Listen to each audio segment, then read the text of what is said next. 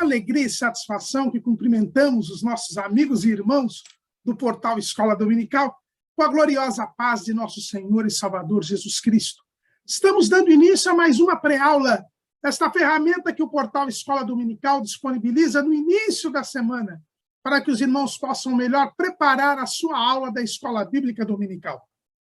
Leiam a revista das lições bíblicas, assistam a esta pré-aula, leiam o texto de apoio desta pré-aula que nós publicamos no portal Escola Dominical. O site é portalebd.org.br. Nós não repetimos aqui a lição, porque a lição os irmãos já leram. Nós damos subsídios complementares à lição da Escola Bíblica Dominical. E nós seguimos o texto de apoio de nossa autoria, que publicamos juntamente com 5 ou 6 outros textos desta mesma lição. No portal Escola Dominical, o irmão também encontra lições das outras faixas etárias deste novo currículo da Escola Bíblica Dominical, da Casa Publicadora das Assembleias de Deus, e também nós temos também resumos de outros currículos da Escola Bíblica Dominical. Durante a semana, se o irmão tiver alguma dúvida, poste a sua pergunta na sala dos professores do site do portal Escola Dominical. Nós não respondemos perguntas feitas aqui nos comentários do nosso canal do YouTube, mas lá está disponibilizado. O irmão terá que se cadastrar, o cadastramento é gratuito e nós teremos todo o prazer de responder as perguntas dos irmãos. Também no sábado à noite, às 19 horas, horário de Brasília, nós transmitimos ao vivo o estudo preparatório dos professores e amigos da Escola Bíblica Dominical, da Igreja Evangélica Assembleia de Deus, Ministério do Belém, na sede no Belenzinho. Essa reunião ainda é realizada no Templo Antigo, na Rua Conselheiro Cotegipe 273, no bairro do Belenzinho, em São Paulo. O irmão é nosso convidado para estar ali, pois a entrada é aberta a todos os interessados no estudo da Palavra de Deus. E, interativamente, no chat, o irmão poderá também elucidar as suas últimas dúvidas. Durante a semana, nós também publicamos breves áudios com as leituras diárias sugeridas na revista da Escola Bíblica Dominical. Mas tudo isso é apenas a preparação da Escola Bíblica Dominical. Ela apenas se realiza quando o povo do Senhor, no dia do Senhor, se reúne na casa do Senhor para estudar a palavra do Senhor. E é esta palavra do Senhor, é a palavra de Deus, que é o tema do nosso trimestre, neste primeiro trimestre de 2022. A supremacia das Escrituras, a inspirada, inerrante e infalível palavra de Deus. E hoje nós estaremos estudando a lição número 2, no primeiro bloco do trimestre, que fala sobre as características da Bíblia Sagrada. E hoje nós estaremos estudando a lição de número 2, a inspiração divina da Bíblia. O nosso comentarista é o pastor Douglas Roberto de Almeida Baptista, líder das Assembleias de Deus da Missão do Distrito Federal e presidente do Conselho de Educação e Cultura da Convenção Geral das Assembleias de Deus. A inspiração divina da Bíblia. Nós já vimos na aula passada, aquela aula introdutória sobre a autoridade da Bíblia, que um dos pontos pelos quais a Bíblia é autoritária, ela tem autoridade, é porque ela vem de Deus, é a palavra de Deus. Se Deus é o ser supremo, se Deus é o criador de todas as coisas, a sua palavra, a sua mensagem, ela tem autoridade. E nós vamos falar hoje justamente sobre esta inspiração divina da Bíblia. O título da lição e o nosso subtítulo do trimestre fala, a supremacia das Escrituras é o título, e o subtítulo diz, a inspirada. Então, a primeira característica da Bíblia é que ela é de inspiração divina. O pastor Antônio Gilberto, de saudosa memória, no seu livro Manual da Escola Dominical, ele fala sobre a evidência da inspiração divina. E diz que, por isso, ela é chamada a palavra de Deus. A Bíblia é a palavra de Deus porque ela vem de Deus. Ela foi inspirada por Deus. Não foi Deus quem a escreveu manualmente. Isso nós temos de ver isto. Ela é a palavra de Deus, mas ela foi escrita por seres humanos. Deus escreveu as tábuas da lei. As tábuas da lei, tanto as primeiras quanto as segundas tábuas, foram escritas por Deus. Mas as tábuas da lei, em primeiro lugar, não eram lidas pelas pessoas. As tábuas da lei, as primeiras tábuas, Moisés trouxe do Monte Sinai e as quebrou assim que viu o povo pecando contra os 2 primeiros mandamentos, no episódio do bezerro de ouro. Nós vemos isto lá no livro do Êxodo, no capítulo 32. No capítulo 32, veja o que está escrito no versículo 15. E voltou Moisés e desceu do monte com as 2 tábuas do testemunho na sua mão.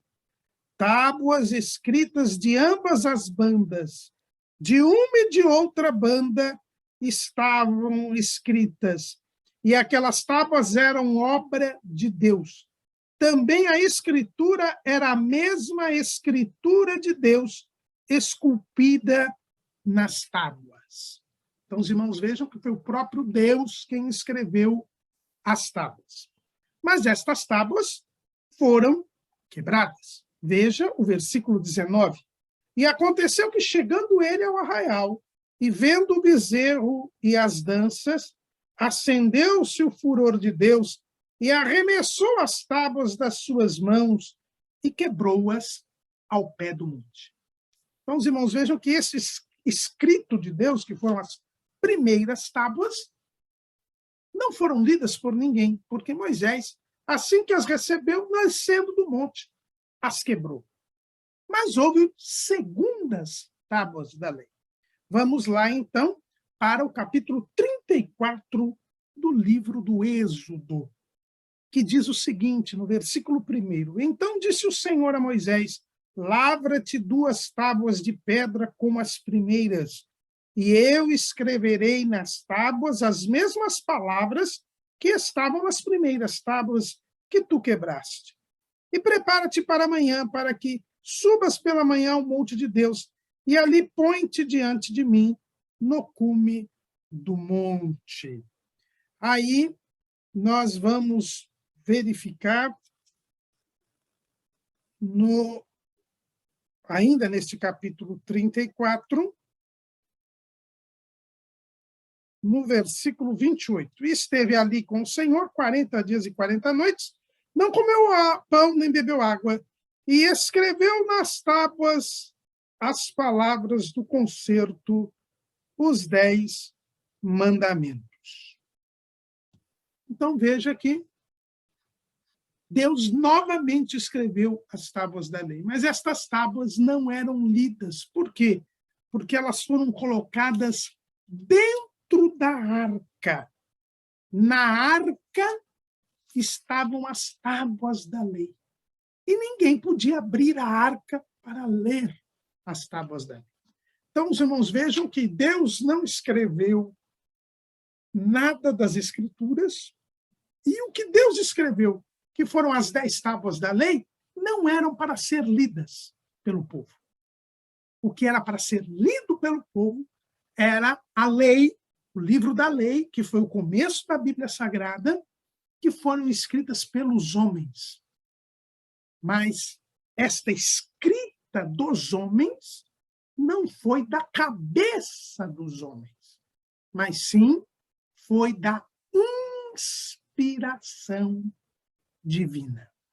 A inspiração divina das Escrituras.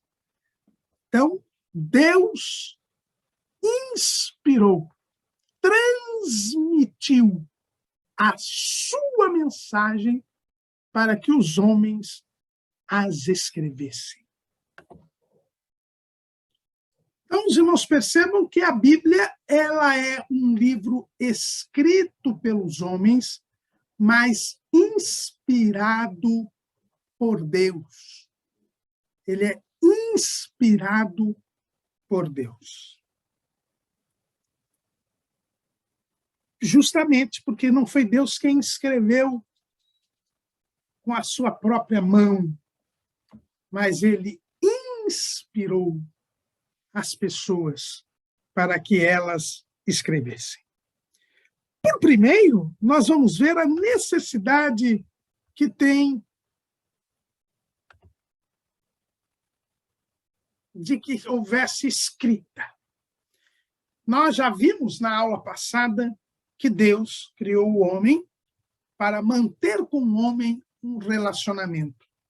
E este relacionamento que manteve com o homem fazia com que Deus tivesse que se revelar ao homem.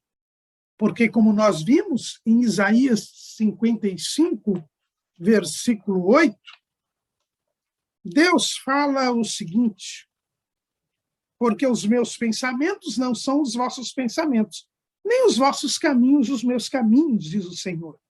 Porque assim como os céus são mais altos do que a terra, assim são os meus caminhos mais altos do que os vossos caminhos, e os meus pensamentos mais altos do que os vossos pensamentos. Não há como o homem alcançar o nível de Deus. Deus precisa se revelar ao homem para que o homem possa conhecê-lo. E por isso, então, Deus se revela ao homem. E Deus se revela ao homem através da natureza, como diz o Salmo 19. O Salmo 19 diz o seguinte, até tem um hino muito bonito que os corais cantam, né? Os céus declaram a glória de Deus. E Davi diz assim no Salmo 19, os céus manifestam a glória de Deus e o firmamento anuncia a obra das suas mãos. O apóstolo Paulo complementa esta afirmação do salmista lá na Epístola aos Romanos, no capítulo 1. Paulo diz o seguinte, Romanos, capítulo 1.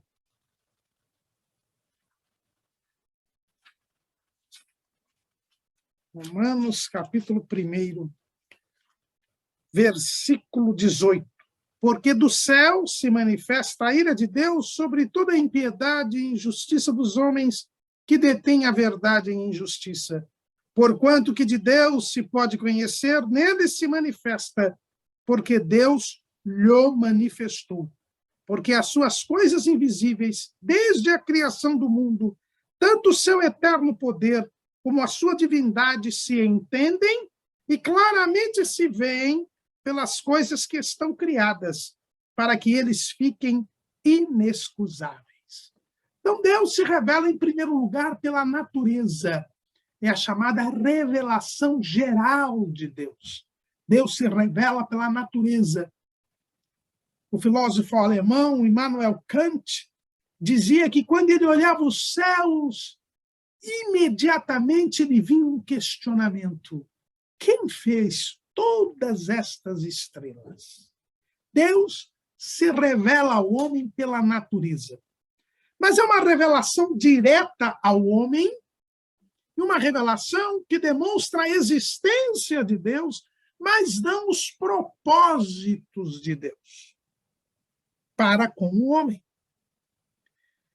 Esta revelação também é para cada ser humano, sem que cada ser humano possa comunicar esta mensagem direta de Deus a ele por intermédio da natureza. Mas há uma segunda forma de Deus se revelar ao homem, é pela consciência do homem. Veja lá em Romanos ainda, no capítulo 2, versículo 12. Porque todos os que sem lei pecaram, sem lei também perecerão. E todos os que sob a lei pecaram, pela lei serão julgados. Porque os que ouvem a lei não são justos diante de Deus, mas os que praticam a lei hão de ser justificados. Porque quando os gentios que não têm lei fazem naturalmente as coisas que são da lei, não tendo eles lei, para si mesmos são lei, os quais mostram a obra da lei escrita em seus corações, testificando juntamente a sua consciência e os seus pensamentos, quer acusando-os, quer defendendo-os. A consciência que o mesmo filósofo alemão Immanuel Kant diz: quando eu ouço aquela vozinha dentro de mim que diz que isto é certo ou errado, eu pergunto: quem pôs esta voz dentro de mim?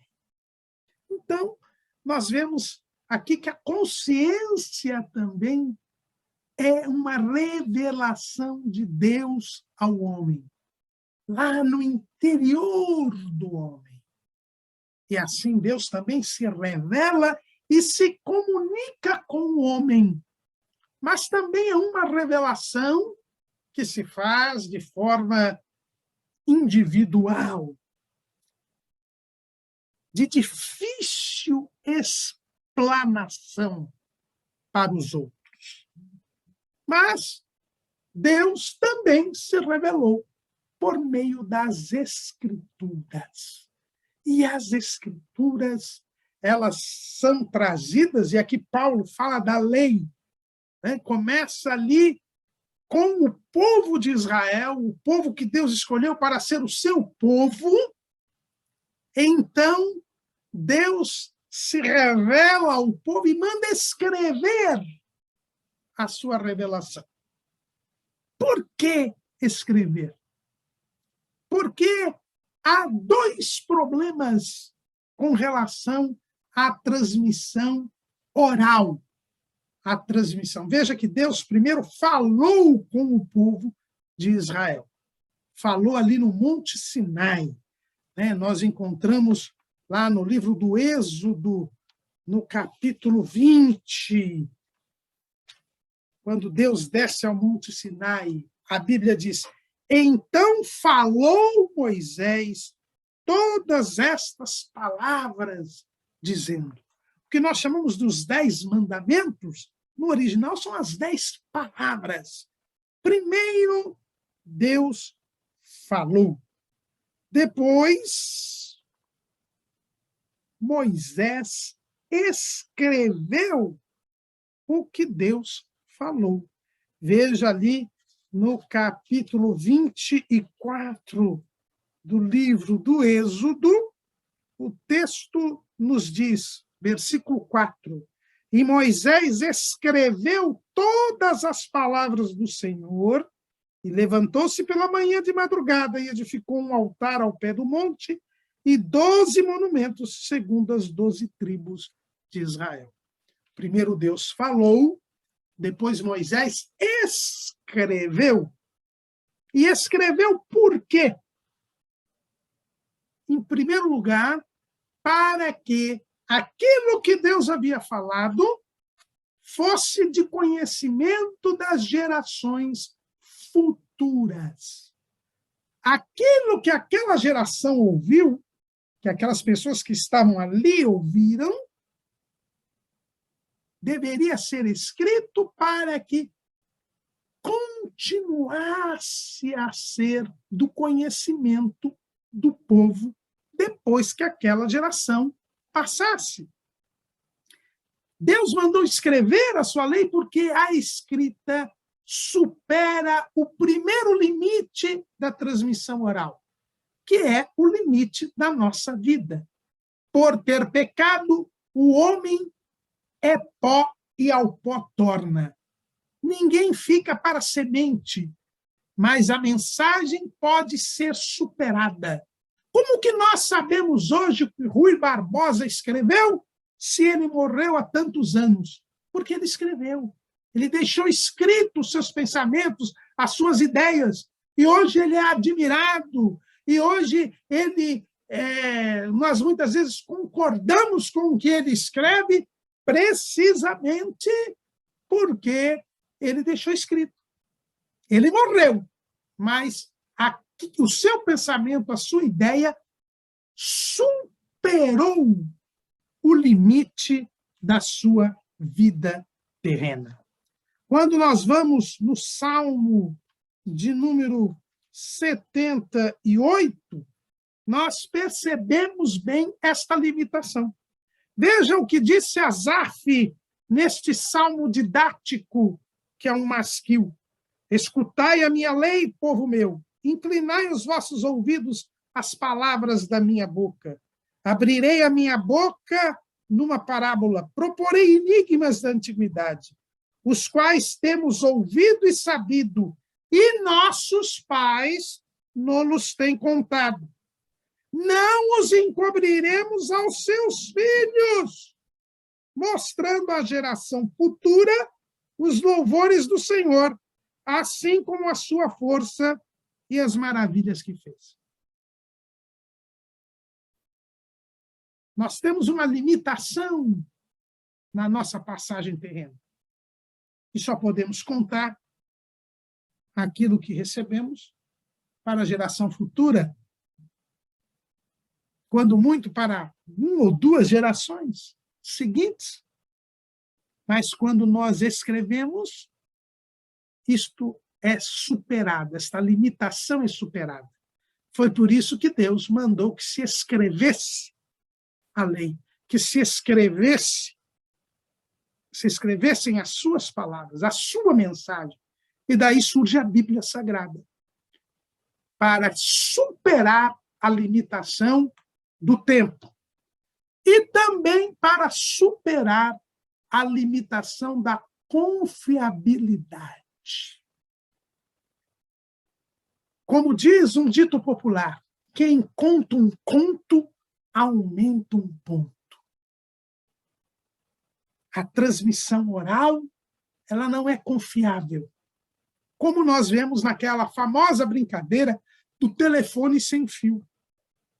Quando nós vemos como uma mensagem ela é deturpada quando passa de um para o outro. A escrita, ela torna confiável a mensagem. Ela impede a deturpação, a distorção. Então, nós vemos que Deus mandou escrever a sua palavra para que houvesse a superação destes 2 limites. O limite do tempo, para que as gerações que não se conheçam possam ter acesso à mensagem de Deus. E a limitação da confiabilidade, para que não houvesse uma distorção, para que não houvesse uma adulteração da mensagem. É evidente que alguém pode dizer, mas pode haver distorção mesmo com a escrita. Pode, mas ela é detectável, o que não ocorre se a transmissão fosse apenas verbal. É por isso que a Bíblia foi inspirada, porque ela tinha de ser escrita para que houvesse a superação destes 2 limites, do tempo e da confiabilidade. Mas não foi o próprio Deus quem a escreveu, mas sim o homem. E para que o homem pudesse escrever a mensagem de Deus, era necessária a inspiração. Quando nós falamos em inspiração, nós devemos observar dois textos bíblicos. Aliás, a nossa declaração de fé, o cremos da declaração de fé das Assembleias de Deus, o seu item primeiro fala a respeito da inspiração das Escrituras. Olha o que diz o item primeiro do cremos da declaração de fé das Assembleias de Deus. Cremos na inspiração divina, verbal e plenária da Bíblia Sagrada. Única regra infalível de fé e prática para a vida e o caráter cristão. E aí, a nossa declaração de fé menciona uma passagem bíblica, que é 2 Timóteo, capítulo 3, versículos 16 e 17. O apóstolo Paulo, na sua última carta, que é a segunda carta a Timóteo, ele diz o seguinte: por toda a Escritura divinamente inspirada, é proveitosa para ensinar, para redarguir, para corrigir, para instruir em justiça, para que o homem de Deus seja perfeito e perfeitamente instruído para toda boa obra. O apóstolo Paulo mostra que a Escritura ela é divinamente inspirada. Aqui ele adota a doutrina da inspiração divina. O que é esta inspiração? A palavra inspiração, ela, no português, vem de inspiro. Inspiro é uma raiz que quer dizer espírito. Então, é o espírito dentro de alguém. O Espírito Santo, ele entrava na mente do escritor e o escritor, guiado pelo Espírito Santo, ele escreve a mensagem de Deus. A inspiração das Escrituras surge quando o povo peculiar de Deus ele é formado. Veja que não é coincidência, nada em Deus é coincidência, mas Moisés ou Jó, entendem alguns que Jó escreveu o próprio livro de Jó, a tradição judaica entende que foi Moisés quem escreveu o livro de Jó, que teria sido o primeiro livro a ser escrito. E é interessante que Jó, ele mesmo deseja que aquela sua experiência, aquele seu relacionamento com Deus, fosse o relacionamento, a experiência conhecida de todos.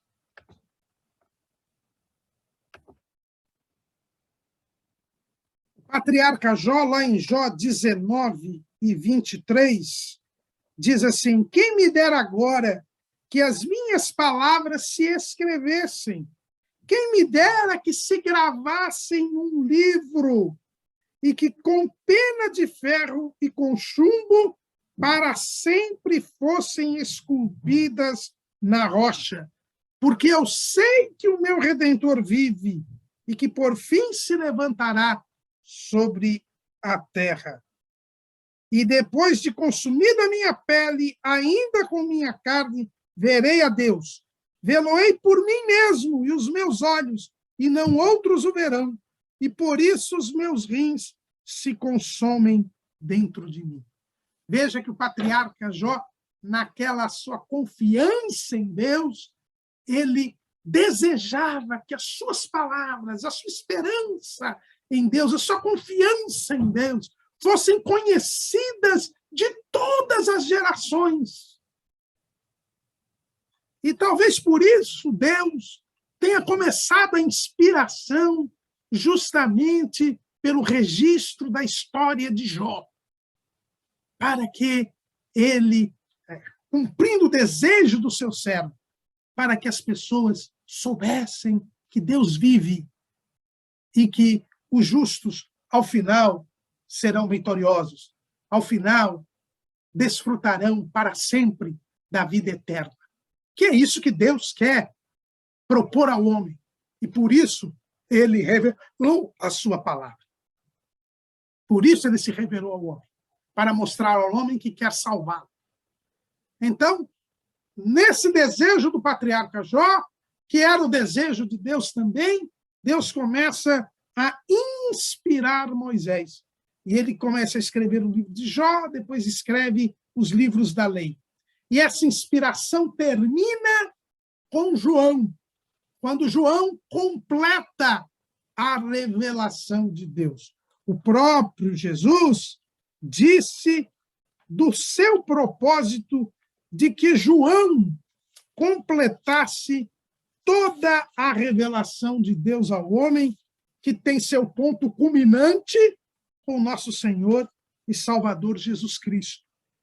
Lá no livro, no Evangelho, segundo escreveu João, no capítulo 21, isto é descrito. Versículo 20, João 21 e 20. E Pedro, voltando-se, viu que o seguia aquele discípulo a quem Jesus amava, e que na ceia se recostara também sobre o seu peito, e que dissera: Senhor, quem é que te há de trair? Vendo Pedro a este, disse a Jesus: Senhor, e deste que será? Disse-lhe Jesus: se eu quero que ele fique até que eu venha, que te importa a ti? Segue-me tu. Divulgou-se, pois, entre os irmãos este dito, que aquele discípulo não havia de morrer. Jesus, porém, não lhe disse que não morreria. Mas se eu quero que ele fique até que eu venha, que te importa a ti? Este é o discípulo que testifica estas coisas e as escreveu.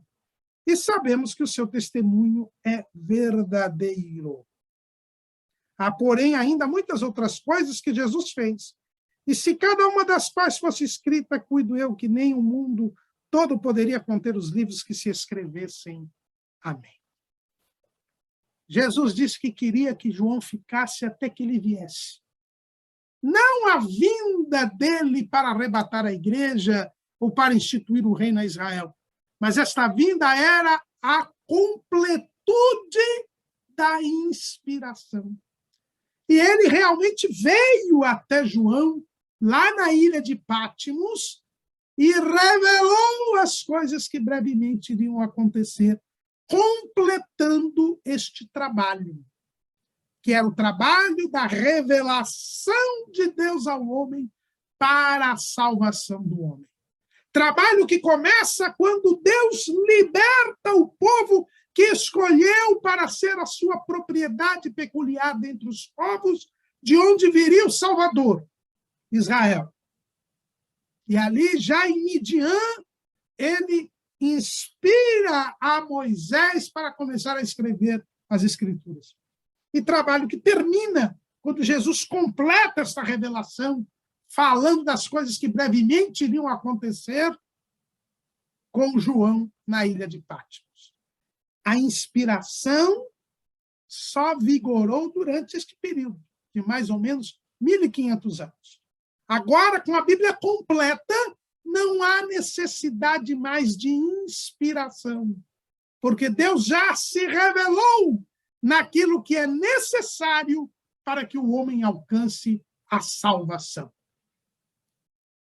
E Deus partiu para a inspiração assim que escolheu o seu povo, que formou o seu povo para dele vir o Salvador, já que toda a humanidade havia se rebelado na Torre de Babel. Eis o sentido da inspiração.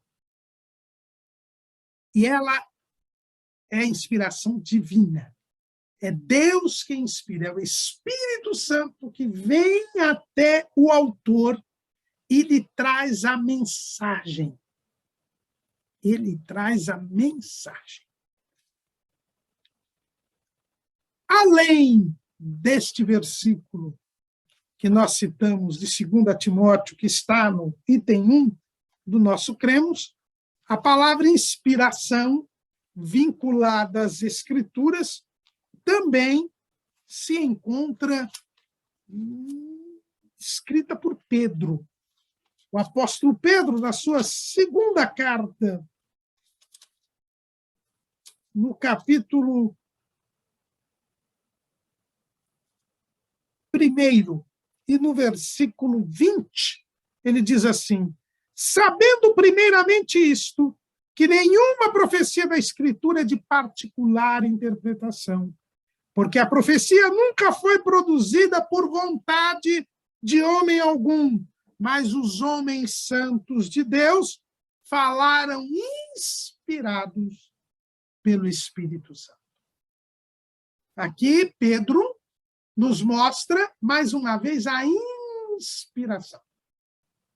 E aqui a palavra grega, theopneustos, quer dizer soprado por Deus. Aqui nós temos a inspiração do Espírito Santo, mais uma vez, mostrando que as Escrituras, elas são uma mensagem de Deus. É a mensagem de Deus. Quem escreveu foi o homem, mas a mensagem veio de Deus. E aí a palavra inspirados aqui, como eu disse no original para os irmãos, ela tem a ver com o soprar. E é por isso que a nossa declaração de fé diz que nós cremos na inspiração divina e na inspiração verbal. O texto bíblico, o texto da nossa declaração de fé, diz que nós cremos na inspiração divina, mas verbal. E com base na palavra theopneustos, que está aqui na segunda carta de Pedro, no capítulo 1, versículo 21. Foi soprado por Deus. Deus disse o que devia ser escrito. É como se nós tivéssemos um ditado. Vocês lembram? Hoje em dia, a escola está num nível tão baixo, né? Mas eu lembro quando a professora fazia um ditado, né? Então, ela fazia o ditado, ela falava a palavra e nós escrevíamos esta palavra. Deus, ele ditou a mensagem. Ele falou. Veja, Deus falou, Moisés escreveu o que Deus falou. Moisés escreveu o que Deus falou. E assim foi com todos os autores da Bíblia. Eles escreveram o que Deus falou. A mensagem é de Deus. A escrita é do homem. E aqui nós temos que tomar um cuidado todo especial. Quando nós falamos na inspiração verbal, nós estamos dizendo que a mensagem, a palavra é de Deus. Agora, a escrita é do homem. Deus não retira a individualidade do ser humano. Deus me criou, Deus criou você. E Deus não é contraditório. Portanto, quando Deus nos cria, ele nos cria com um determinado temperamento. Ele nos cria e nós adquirimos na convivência com as outras pessoas uma personalidade. Mas cada um de nós é diferente do outro. Cada um de nós tem um livre-arbítrio. Cada um de nós tem as suas características próprias. Cada um de nós tem o seu nível de escolaridade. Cada um de nós adquiriu conhecimentos. E Deus respeita a individualidade de cada um. Alguns anos atrás, um pastor presbiteriano chamado Neemias Mariem, que depois andou por caminhos doutrinários extremamente discutíveis, ele trouxe uma afirmação desastrosa. Ele disse que a Bíblia era a maior obra psicografada do mundo, querendo dizer que Deus havia tomado a mente das pessoas e os escritores haviam ali mecanicamente, como verdadeiros robôs, sem nenhuma consciência, teriam escrito a palavra de Deus. Não é verdade isso. Quem faz isso é o diabo. O diabo, sim. Vocês percebem essas pessoas que são usadas para psicografias, né? Os espíritos tomam a pessoa e a pessoa redige o livro e não sabe nem o que escreveu. Porque isso é típico do diabo, dos demônios. Eles escravizam, oprimem as pessoas, tiram a consciência das pessoas. Porque eles não amam o ser humano.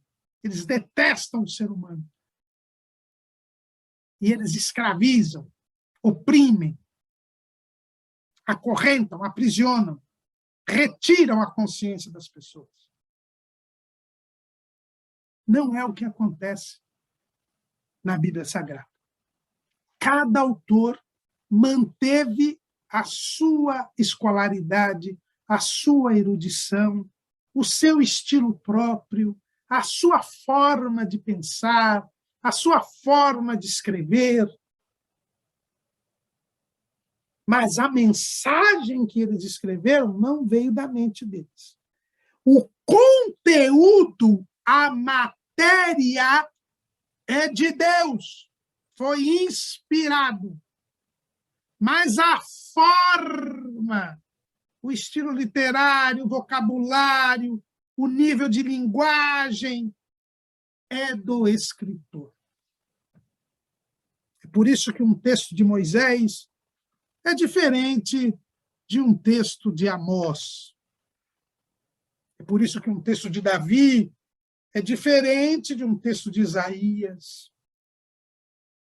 É por isso que um texto de Paulo é diferente de um texto de Pedro. Mas a mensagem não é de Pedro, não é de Paulo, não é de Davi, não é de Moisés, não é de Amós. A mensagem é de Deus. A inspiração é verbal, porque a mensagem é de Deus. Mas o estilo, o vocabulário é do homem. É por isso que a Bíblia tem como assunto central o próprio Jesus. Porque ela mesma é um livro divino humano. É um livro divino porque a mensagem é de Deus. Mas é um livro humano porque os estilos literários, os vocabulários, são do homem. Quando falamos que o vocabulário é do homem, não esqueçamos que a mensagem é de Deus. Pastor Antônio Gilberto, no Manual de Escola Dominical, ele diz assim: essa inspiração da Bíblia é plenária e inclui as próprias palavras no original. Deus inspirou não só as ideias na mente do escritor, mas também as palavras, uma vez que a palavra é a expressão do pensamento. Então, quando nós falamos do vocabulário, é evidente que alguém, como Amós, vai usar palavras mais simples. E Deus, conhecendo o autor que escolheu, vai usar palavras do nível daquele autor. Mas a inspiração ela é plenária. Veja que nós cremos na inspiração divina, verbal e plenária. Plenária quer dizer toda a Bíblia ela é inspirada por Deus. Toda a Escritura divinamente inspirada. Deus escolhe as palavras, como diz o pastor Antônio Gilberto, respeitando o nível de cada escritor, pois não lhes tira a consciência nem a individualidade. Mas não há o risco de Deus ter falado algo e o escritor ter escrito outro, por não ter entendido direito. Não tem como fazer isso. E a Bíblia inteira é igualmente inspirada. Não existem livros mais inspirados do que outros. No Antigo Testamento, os livros da lei não são superiores aos livros proféticos, como entendem os judeus. No Novo Testamento, os evangelhos não são mais inspirados do que as epístolas, e nem as epístolas mais inspiradas do que os evangelhos. Esses estudos que têm surgido por aí, esses pensamentos, estas linhas teológicas que têm procurado resgatar os evangelhos para extirpar o paulinismo da doutrina cristã, são mentiras satânicas. Não há um texto mais inspirado que os outros nas Escrituras. Todos os textos são de igual inspiração. Evidentemente que os textos têm propósitos diferentes. O livro dos Salmos é um livro poético. Ele expressa os sentimentos do escritor. Os livros proféticos, eles trazem mensagens enigmáticas, muitas vezes, para o povo. Os evangelhos mostram os perfis de nosso Senhor e Salvador Jesus Cristo, enquanto as epístolas são explicações doutrinárias. Cada livro tem o seu propósito, mas os textos são igualmente inspirados. Eu não posso dizer que esse texto é mais inspirado do que o outro. E não posso desprezar um em função do outro, até porque eles não se contradizem. E se eu vejo alguma contradição, é uma dificuldade minha e não do texto em si. A inspiração, ela é divina, ela é verbal e ela é plenária. E a inspiração iniciou-se com Moisés, com Jó, e termina com João, na ilha de Patmos. Agora, completadas as Escrituras, nós não temos mais inspiração. Nós temos iluminação. Nós temos o poder da palavra. Nós só podemos compreender a palavra espiritualmente. Como nós já falamos na aula passada, iremos falar nela brevemente. Temos uma lição sobre a leitura da Bíblia, como ler as Escrituras. Mas não confundamos a inspiração, que foi uma ação do Espírito Santo sobre os autores do texto sagrado, esta ação em que o Espírito Santo revela a mensagem a ser escrita pelo escritor, pelo autor, pelo homem santo de Deus, para usar a expressão de Pedro, com a iluminação das Escrituras, que é o entendimento do que está escrito, que é a compreensão do que está escrito, e que também depende do Espírito Santo. A palavra é de Deus, e se ela é de Deus, e se a mensagem é de Deus, ela só pode ser compreendida mediante a ação divina, conforme nós já falamos na aula passada, mas agora repetimos lá em 1 Coríntios, capítulo 2, versículo 9. Mas como está escrito, as coisas que o olho não viu, e o ouvido não ouviu, e não subiram ao coração do homem, são as que Deus preparou para os que o amam. Mas Deus nolas revelou pelo seu Espírito, porque o Espírito penetra todas as coisas, ainda as profundezas de Deus. Porque qual dos homens sabe as coisas do homem, senão o Espírito do homem que nele está? Assim também ninguém sabe as coisas de Deus, senão o Espírito de Deus. Mas nós não recebemos o Espírito do mundo, mas o Espírito que provém de Deus, para que pudéssemos conhecer o que nos é dado gratuitamente por Deus. Então, eu preciso do Espírito Santo para entender as Escrituras. E este entendimento é a iluminação. É a iluminação. Quando eu recebo o Espírito Santo, eu passo a entender as Escrituras. E isto é a iluminação. Inspiração é uma coisa, iluminação é outra. Inspiração foi trazer a mensagem de Deus. Iluminação é compreender a mensagem que já foi trazida por Deus. Então, o Espírito Santo nos ajuda a entender o que está escrito. Foi o que aconteceu lá com Filipe e o eunuco. O eunuco lia as Escrituras, lia o profeta Isaías. Deus havia inspirado Isaías, e Isaías escreveu. Mas o eunuco lia, mas não entendia.